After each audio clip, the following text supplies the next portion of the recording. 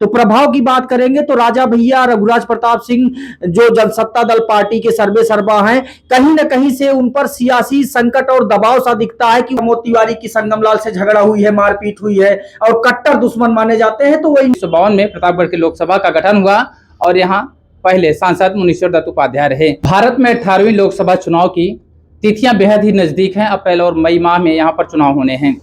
2019 से प्रतापगढ़ जिले के सांसद संगमलाल गुप्ता हैं। वर्तमान में पार्टी ने उन पर फिर भरोसा जताया है और उन्हें उम्मीदवार प्रतापगढ़ 39 लोकसभा सीट से बनाया गया है। समाजवादी पार्टी ने एसपी सिंह पटेल को प्रतापगढ़ जिले से अपना कैंडिडेट उतारा है और वह इंडिया गठबंधन के प्रत्याशी हैं। बात की जाए प्रतापगढ़ लोकसभा के गठन की तो 1952 में प्रतापगढ़ की लोकसभा का गठन हुआ और यहाँ पहले सांसद मुनीश्वर दत्त उपाध्याय रहे। इसके बाद राजा दिनेश सिंह समेत तमाम ऐसे दिग्गज प्रतापगढ़ जिले की धरती से आते हैं जिन्होंने प्रतापगढ़ जिले का नाम पूरे देश विदेश में रोशन किया है। राजा दिनेश सिंह विदेश मंत्री तक रह चुके हैं।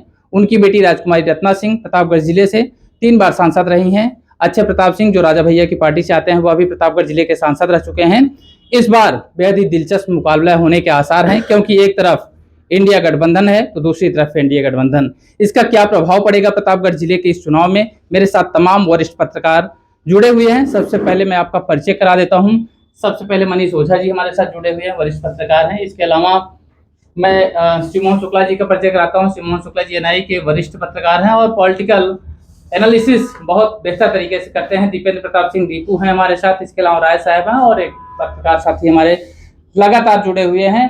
लेकिन वहीं एक और पत्रकार से हम आपको रूबरू करा देते हैं, मनु सिंह से। मनु सिंह भी वरिष्ठ पत्रकार हैं। लेकिन सबसे पहले हम परिचय उस शख्स का कराता हूं जो आज के इस खबर के मेन कारक हैं, कर्ता धर्ता हैं, ज्ञानेंद्र मिश्रा से। ज्ञानेंद्र मिश्रा ही पूरा कैमरा चलाएंगे और वह सभी को जैसा चाहे वैसा दिखा सकते हैं। तो सबसे पहले भाई मैं ज्ञानेंद्र जी का बहुत स्वागत करता हूं क्योंकि ज्ञानेंद्र जी कैमरा चलाने के लिए राजी हुए हैं। अब मैं सीधे शिवमोहन शुक्ला जी के पास चलता हूं और उन्हें जानता हूं कि प्रतापगढ़ जिले में इस बार कैसा सियासी समीकरण रहेगा। शुक्ला जी, देखिए, प्रतापगढ़ का ये चुनाव बहुत कुछ तय करने वाला भी है। प्रतापगढ़ में इस चुनाव में राजनीतिक वर्चस्व भी दिखेगा आपको और कुछ लोगों का राजनीतिक रसूख भी फंसता नजर आता है। प्रतापगढ़ के चुनाव 2 तरह के हैं। जैसे 2 एंगल से आप देखेंगे तो एक तो जातिगत समीकरण, दूसरा पार्टियों की लहर, ये दोनों कार्य करेगी। लेकिन सबसे बड़ा कार्य करेगा जो स्थानीय स्तर के नेता हैं, बड़े नेता हैं, राज्य स्तर और देश स्तर पर जाने जाते हैं, उनका प्रभाव कितना है। तो प्रभाव की बात करेंगे तो राजा भैया रघुराज प्रताप सिंह जो जनसत्ता दल पार्टी के सर्वे सर्वा हैं, कहीं ना कहीं से उन पर सियासी संकट और दबाव सा दिखता है कि वह किसको सपोर्ट करेंगे, आखिर इस कंडीशन में क्या करेंगे। हालांकि तमाम चर्चाएं, अटकलें लगाई जा रही थी प्रतापगढ़ से उनका गठबंधन होगा, लेकिन नहीं हुआ। अब कौशाम्बी सीट पर बातें हो रही है। इसी प्रमोद तिवारी जी जो रामपुर खास में चुनाव को प्रभावित करते नजर आते हैं, प्रमोद तिवारी की संगमलाल से झगड़ा हुई है, मारपीट हुई है और कट्टर दुश्मन माने जाते हैं। तो वो इंडिया गठबंधन के एसपी सिंह पटेल के साथ कहीं ना कहीं संगमलाल को हराने की कोशिश करेंगे। लेकिन अगर जातिगत समीकरणों की बात करेंगे तो कुर्मी वोटर बाहुल्य है, जहां पट्टी में, सदर में और खास करके विश्वनाथगंज में कुर्मी वोटर है। लेकिन चूंकि भाजपा अलायंस के रूप में काम करता है अपना दल, तो अपना दल का फर्क पड़ता है। बीते चुनाव में देखा गया है कि भारतीय जनता पार्टी के साथ 40% कुर्मी वोटर रहे। तो देखने वाली बात होगी कि कौन भारी रहेगा समय पर। मेरे साथ मनीष ओझा जी हैं, वरिष्ठ पत्रकार। मैं उनसे भी जानना चाहूंगा कि प्रतापगढ़ जिले का जो इस बार सियासी समीकरण होगा वह कैसा होगा और इंडिया गठबंधन वर्सेज एनडीए गठबंधन कितना प्रभावी रहेगा। मनीष जी, देखिए, प्रतापगढ़ में लगभग 18.5 लाख वोटर हैं और सबसे बड़ी बात यह है कि इनमें कुर्मी वोटर सभी विधानसभाओं में, प्रतापगढ़ लोकसभा के अंतर्गत 5 विधानसभाएं आती हैं।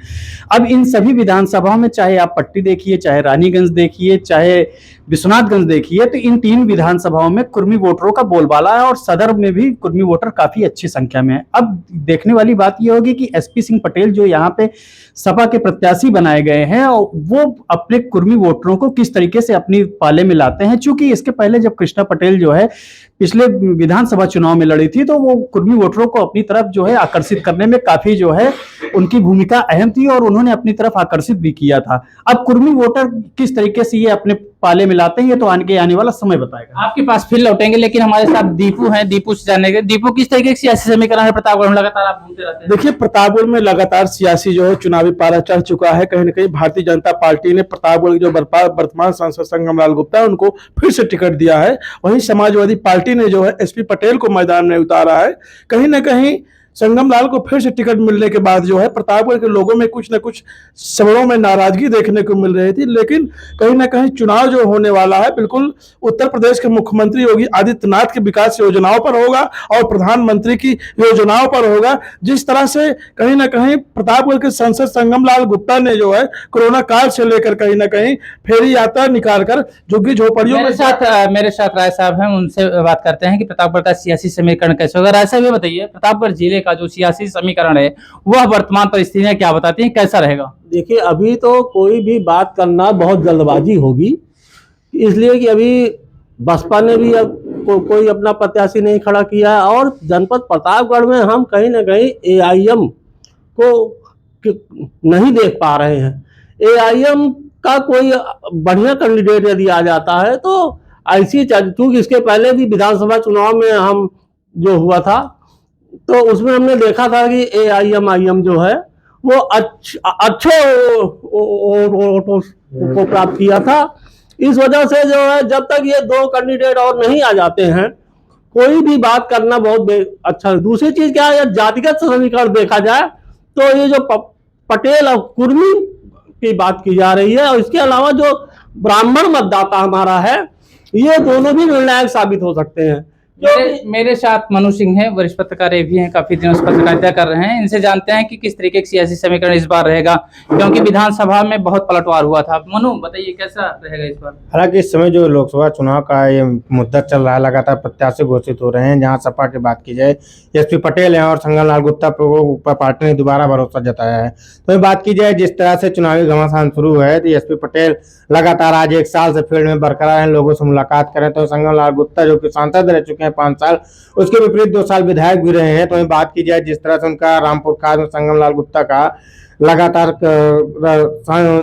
प्रमोद तिवारी से विवाद चलता रहा, मारपीट भी हुई है, उसके बाद में मुकदमा भी दर्ज हुआ, काफी कहा सुनी हुई। तो बात की जाए सपा के 2 विधायक है, पट्टी और रानीगंज में। तो इस सदर में भाजपा के विधायक है, विश्वनाथगंज में अपना दल के विधायक है। तो जहाँ प्रतापगढ़ कुर्मी बाहुल क्षेत्र माना जाता है। मैं एक चीज यहाँ पर आपको मेंशन कर देता हूँ कि प्रतापगढ़ जिले का जो सियासी समीकरण है वो बेहद ही रोमांचक स्थिति में पहुंच चुका है, क्योंकि विधानसभा चुनाव जल्द ही हुआ था 2022 में, जहां पट्टी से विधायक और प्रदेश के मंत्री रहे मोती सिंह को राम सिंह पटेल ने हराया। राम सिंह पटेल समाजवादी पार्टी से आते हैं। इसके अलावा रानीगंज विधानसभा ब्राह्मण बाहुल क्षेत्र माना जाता है, वहां से एक ब्राह्मण विधायक धीरज ओझा को चुनाव में हार का सामना करना पड़ता है। वर्तमान में आर.के. वर्मा वहां पर विधायक हैं। प्रतापगढ़ जिले के जो समीकरण है, चाहे वो प्रमोद तिवारी हो, राजा भैया, मोती सिंह, शिवकांत ओझा, इन्हीं के इर्द गिर्द कहीं ना कहीं घूमता नजर आता था अभी तक। लेकिन जब से संगम लाल ने राजनीति में पदार्पण किया है तो प्रतापगढ़ जिले की राजनीति कुछ अलग तरीके से यहाँ पर होती है। और इसके लिए अब मैं सीधे चलूंगा शिव मोहन शुक्ला जी के पास। वो बताएंगे कि आखिर इस बार प्रमोद तिवारी और राजा भैया का यहाँ पर वर्चस्व कितना कायम रहेगा, उसमें सांसद संगम लाल गुप्ता की अपनी जीत दोबारा दर्ज करा पाएंगे? सुमन जी, देखिए, सबसे पहले तो इस सीन को समझना होगा कि पहले किस तरह की राजनीति होती थी। जैसे पहले बाहुबल और ऐसी राजनीति होती थी, चमक दमक की राजनीति, एक तरह से ग्लैमर की राजनीति थी प्रतापगढ़ में। जब प्रमोद तिवारी का काफिला गुजरता था, राजा भैया का काफिला गुजरता था, मोती सिंह का काफिला गुजरता था, शिवकांत ओझा का काफिला गुजरता था, तो लोग धन्य हो जाते थे उनको देख करके कि दर्शन कर लिए हमने। लेकिन सांसद प्रतापगढ़ संगम लाल जब हुए तो वह जनता दर्शन में विश्वास करने लगे, बाकायदे ऑफिस चलाने लगे, जनता की समस्याओं को सुनने लगे। और कहीं ना कहीं से उन्होंने इस मनोदशा को तोड़ा कि भाई पब्लिक के बीच में हम रहेंगे और चुनाव को भिड़ाएंगे। तो उनकी लोकप्रियता जो बढ़ती गई, यहाँ के जो इस तरह के आधिपत्य के नेता हैं, इस मनोदशा के कि भौकाल की राजनीति चलेगी, उनको चुनौती देते हुए संगम लाल नजर आते हैं। और निश्चित रूप से चुनाव डिसाइड करेगा कि राजा भैया और प्रमोद तिवारी और इस तरह के जो बड़े नेता हैं उनकी गतिविधियां क्या रही हैं और उनका अस्तित्व कितना कायम रह सका है। मेरे साथ मनीष जी लगातार जुड़े हुए हैं। मैं मनीष जी से जानना चाहूंगा प्रतापगढ़ जिले में इस बार कितने मतदाता हैं, कितने लोग वोट देंगे, वोटिंग परसेंटेज क्या रहेगा, और यदि वोटिंग परसेंटेज बढ़ता है तो उसका फायदा किसको मिलेगा? मनीष, देखिए, प्रतापगढ़ में 18.5 लाख हमने आपको पहले ही बता दिया था कि मतदाता हैं। अब इस बार वोटिंग परसेंटेज मेरे ख्याल से 65 से 70% होने की उम्मीद जताई जा रही है। हालांकि जिला प्रशासन भी वोटिंग परसेंटेज को बढ़ाने की कोशिश हमेशा करता है और करता करेगा भी। लेकिन सबसे बड़ी बात, अगर इस लोकसभा चुनाव को देखा जाए तो इस बार जो है सांसद संगम लाल गुप्ता को भाजपा ने अपना दोबारा से कैंडिडेट घोषित कर दिया है। तो कहीं ना कहीं सांसद संगम लाल गुप्ता जो 5 साल काम किए हैं उसकी एंटी इनकम्पेंसी भी देखने को मिलेगी। हो सकता है कि सांसद संगम लाल गुप्ता से कुछ वर्ग नाराज हो, चूंकि जो प्रेजेंट टाइम में रहता है उसकी जो है विरोध हमेशा रहता है। अब वो विरोध को किस तरीके से अपने लोगों को, अपने वोटरों को मैनेज कर पाते हैं, ये तो आगे आने वाला समय बताएगा। और एसपी पटेल अगर अपनी जात कुर्मी जातियों को अपनी तरफ आकर्षित करते हैं तो कहीं ना कहीं सांसद संगम लाल गुप्ता के लिए बहुत बड़ी चुनौती होगी। भाजपा को ये अच्छी टक्कर देने के लिए होंगे। मेरे साथ शुभम शुक्ला जी लगातार जुड़े हुए हैं। मैं उनसे जानूंगा कि प्रतापगढ़ का जो जातीय समीकरण है, कहीं क्योंकि प्रतापगढ़ है या फिर पूरा उत्तर प्रदेश हो, जातीय समीकरण सदैव से हावी रहा है। यहाँ पर ब्राह्मण, कुर्मी, यादव और मुस्लिम जो मतदाता है उनका रुझान क्या होगा, उसका इफेक्ट कितना पड़ेगा? शुक्ला जी आप बताइए। देखिए, बीते चुनाव की अगर बात करेंगे तो बीते चुनाव में जो बसपा और सपा के अलायंस के उम्मीदवार थे अशोक त्रिपाठी, वह तकरीबन लाख वोट से ऊपर से अंतर से हारे थे। तो इस तरह से निश्चित रूप से जातिगत समीकरण फिट होते हैं। प्रतापगढ़ में कुर्मी वोटर सबसे बाहुल्य है, उसके बाद ब्राह्मण वोटर निर्णायक वोटर साबित होता है। लेकिन ऐसा देखा गया है जब पार्टियों की ऊपर से हवा और लहर बनती है, जैसे भारतीय जनता पार्टी अपने काम बनाती है और निश्चित रूप से भारतीय जनता पार्टी धर्म, कर्म और विकास को लेकर बातें करती है, तो कहीं ना कहीं एक माहौल बनाया है। तो जातिगत समीकरण को ध्वस्त होते हुए भी देख सकते हैं आप। हो सकता है इस चुनाव में भी ऐसा असर हो, लेकिन ब्राह्मण वोटर जो निर्णायक वोटर होता है और कुर्मी वोटर निश्चित रूप से उसकी महत्वपूर्ण सहभागिता रहती है। मेरे साथ मनीष जी लगातार जुड़े हुए हैं। मैं मनीष जी से जानना चाहूंगा कि राम मंदिर मुद्दा इस बार कितना प्रभावी होगा और राहुल गांधी की न्याय यात्रा क्या उस पर प्रभाव डाल पाएगी? देखिए, राम मंदिर बनने के बाद जो है पूरे देश में एक हर्ष का माहौल तो है ही है, और राम मंदिर भाजपा के लिए एक बहुत बड़ी जरूरत थी और भारत के लिए भी जरूरत थी। और भारत के सभी लोग जो है राम मंदिर बनने के बाद से जो है कहीं ना कहीं भाजपा की तरफ झुकाव तो है।